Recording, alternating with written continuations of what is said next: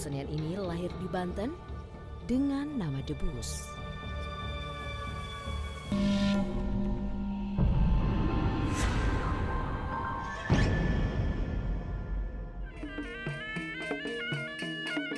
Debus adalah kesenian asli Banten yang merupakan bentuk kombinasi kesenian antara seni bela diri, seni musik, dan seni kebatinan yang bernuansa magis.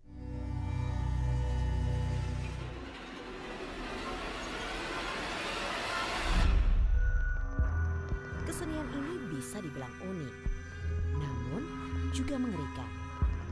Pasalnya, para pemain debus selalu memperlihatkan kemampuan luar biasa dan atraksi-atraksi tak masuk akal seperti kebal senjata, menyayat tangan dan leher tanpa luka sedikit pun, dan hal-hal mustahil lainnya.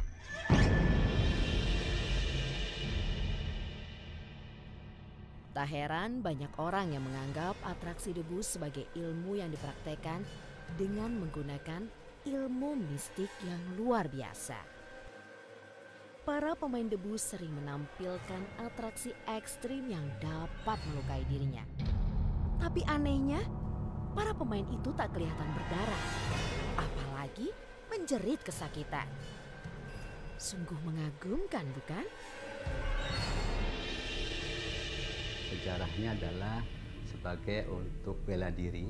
Nah, di dalam bela diri ini tentu ada yang bersifat keterampilan, ada yang bersifat tenaga dalam. Nah, yang bersifat keterampilan itu muncullah pencaksilat. Kemudian dalam pencaksilat ini tentu dibutuhkan juga tenaga dalam, maka diisi juga dengan tenaga dalam. Nah, dari tenaga dalam inilah muncul debus. Seni debus sudah ada sejak awal perkembangan Islam di Nusantara. Debus diciptakan pada abad ke-16, yaitu tepatnya pada masa pemerintahan Sultan Maulana Hasanuddin. Seni ini juga digunakan sebagai alat untuk membangkitkan semangat para pejuang dalam melawan penjajah Belanda.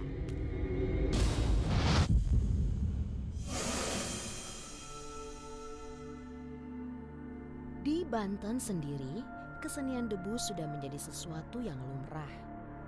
Umumnya debus ditampilkan di berbagai kegiatan kemasyarakatan seperti hajatan, parade hari besar Islam, perayaan hari kemerdekaan, acara pernikahan, dan kegiatan budaya lainnya.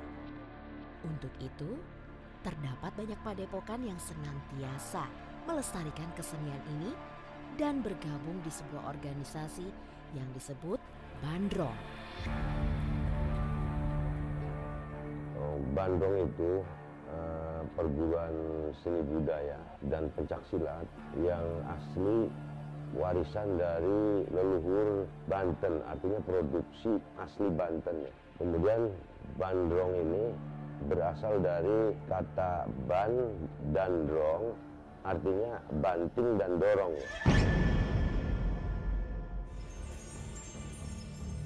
Bertekad mendalami kesenian luar biasa ini, aku pun menyusuri jalan, menghampiri langsung tempat latihan, guna mendapatkan beragam informasi dan pengetahuan.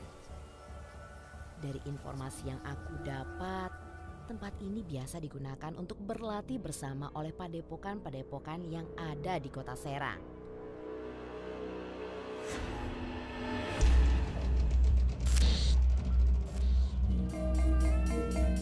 Kumpulan orang yang terlihat sedang melakukan latihan menjadi pemandangan menarik. Di awal aku masuk dalam tempat ini. Banyak gerakan yang menunjukkan atraksi dari pencaksilat. Benakku sedikit merasa heran. Apa kaitan antara latihan ini dengan aksi-aksi kekebalan yang biasanya dipertunjukkan? Siang, Pak. Halo, Pak. Saya Tari dari Jakarta, Pak. Ini saya lihat ini pada latihan-latihan silat, Pak. Ini baru ngasih dasar-dasar silatnya dulu. Setelah itu mempelajari pernapasan dan setelah itu baru mempelajari debus. Nah, Pak, ini kan saya lihat nih latihan-latihan silat. Emang ada hubungannya gitu, Pak, sama kayak kita mau kebal gitu? Iya seharusnya kan dari debus itu kan harus silat dulu. Kalau nggak bisa silat, nggak mungkin jadi debus. Kenapa nggak mungkin jadi debus kalau Ya, tidak karena melalui silat, Pak? gerakannya itu nggak bakalan jadi. Kalau misalkan bisa debus doang, nggak bisa silat, nggak mungkin. Jadi gini, kalau udah bisa silat, itu bisa kita nanti atraksi debus itu udah siap. Harus ada puasa, Oh iya, harus ada puasa 40 hari ya Pak? ya memerlukan waktu, nggak bisa langsung secara langsung. instan gitu ya Pak? Iya. Nggak instan. Jadi Oh, iya. saya sekarang ini mempelajari ini anak-anak latihan dulu, jadi dari dasar, habis itu langsung ke debusnya. Jadi karena puasa itu juga, terus kita latihan gerakan-gerakan ini itu bisa membuat kita kebal. Jadi untuk kebal itu setelah kita lulus puasa itu bisa kebal. Kalau untuk silatnya itu untuk tenaga dalamnya. Oh, jadi silat bantuan untuk energi. tenaga dalamnya, Nah, terus puasanya itu untuk membentuk kekebalannya. kekebalannya itu. Berarti kalau dari pose-pose gitu berarti ada unsur-unsur mistiknya gitu Pak. Ya. Jadi unsur-unsur mistiknya itu lebih di kekebalan yang untuk debus, untuk hikmahnya itu ya Pak. benar.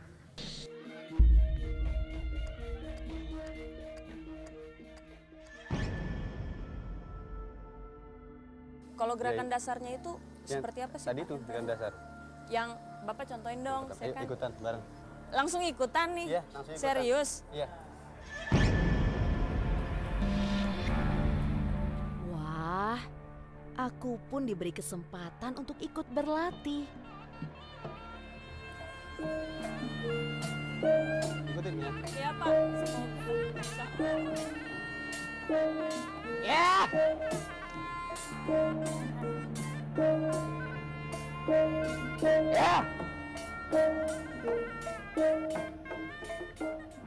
Sebuah pengalaman yang baru pertama kali aku rasakan. Namun memberiku kesan yang sangat mengesankan. Kesenian debus tak memberikan batasan umur bagi para pemainnya. Sehingga tak heran juga jika banyak anak kecil hingga orang dewasa yang ikut berlatih. Meskipun masih tergolong anak kecil, namun fisik dan semangatnya tak kalah dengan orang dewasa.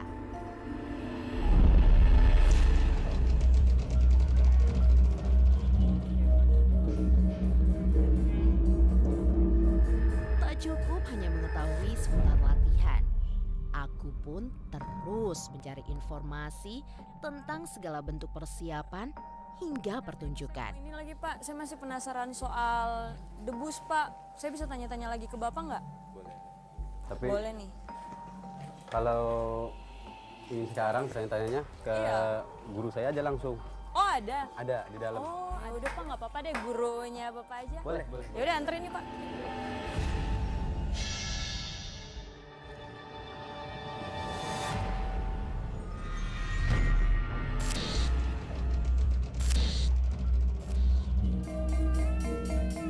Kesenian debus memang selalu memberikan aksi-aksi pertunjukan yang sulit diterima nalar dan logika.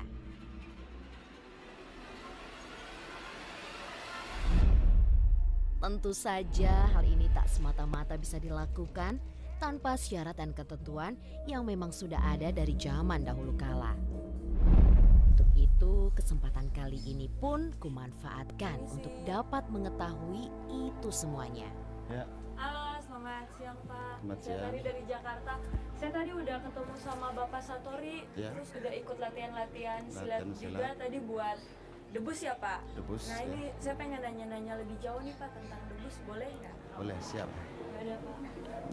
Silakan.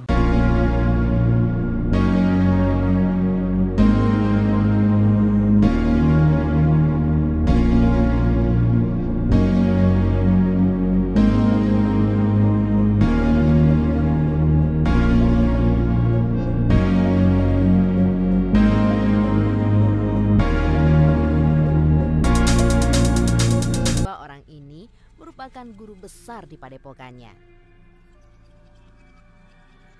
Sosok yang memiliki peranan penting dalam memberikan pelatihan hingga menjaga para pemain saat pertunjukan merupakan keturunan asli Banten. Tentu saja Ilmunya ini merupakan warisan dari leluhurnya yang dipadukan dengan latihan dari masa kecilnya.